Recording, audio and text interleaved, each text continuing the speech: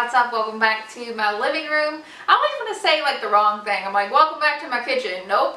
Welcome back to my garden. No, I don't know what it is.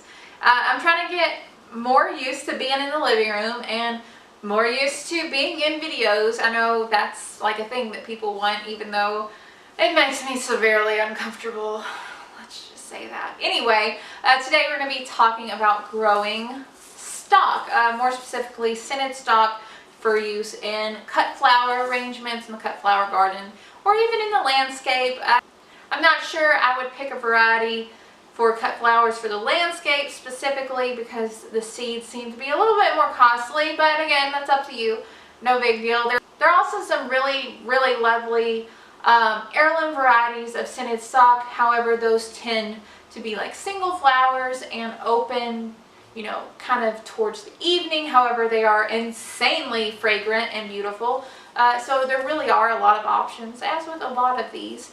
The variety of stock that I'm going to be growing this year, I have a cat stock and bright rose, I believe, and I also have a quartet mix stock of various different colors. If you recall, I've grown stock many times and I've had success on and off with it. You can winter sow it. I've sowed the stock seeds using the winter sowing method. The winter sowing method causes the stock to germinate absolutely, just wonderfully. It germinates so well using the winter sowing method. When I transplant it into the garden though, using that method, there just simply isn't enough time for those plants to become established as they should be here in my climate with, you know, before the heat gets it. I mean, it gets hot here in the spring very quickly, and there's just not enough time for a spring planting to grow to its full potential here where I live. If you're new to the channel, that's Kentucky, zone 6B, 7-ish. Gets really hot in spring pretty quickly, or warms up. Don't get really hot, but you know, warms up pretty quickly. Winters are decently cold, get some snow, some ice, down to 0 Fahrenheit, that kind of thing. So stock is definitely one of these ones that's in that kind of difficult spot where it's too cold in the winter to overwinter, you know, without any kind of protection, but it's too hot to plant in the spring. People further north or with a cooler, you know, a cooler summertime climate than me, I could see where the winter sowing method would work really great with this and, you know, get some nice blooms.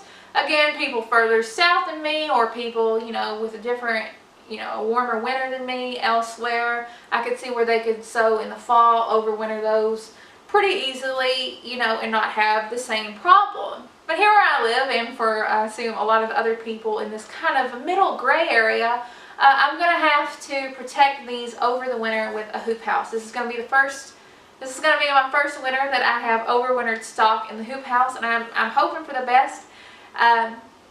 As far as I know, these do not need any kind of special treatment for germination, at least I never have, but as a general rule of thumb, as I've told y'all already, if you've seen any of the other videos in the series of fall sowing, is that I like to go ahead and put my seeds into the refrigerator for at least 2 weeks before I plant them, just to make sure.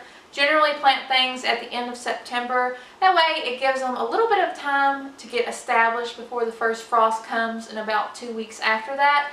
And again, that planting date is tentative. It will vary depending upon where you live. To plant these, I definitely would not recommend direct sowing. I remember the first time I grew them, one of my seed packers said, you can direct sow these. No, that was a big mistake. Do not direct sow these. Or you can. I don't want to tell you what to do. But I personally would not. I like to fill up a seed tray full of a nice moist potting mix, or a seed starting mix is even better if you got it. I lightly sprinkle the seeds on top, make sure they're making a good contact with the soil, and I water them thoroughly. Of course, you can start them indoors. I personally prefer to move them outdoors. In September, the temperatures here are getting pretty much a little bit cooler in the 70s, 80s during the day. Low 80s, 70s, low 80s during the day, and 50s, 60s at night, and that seems to be a really good temperature for germinating seeds.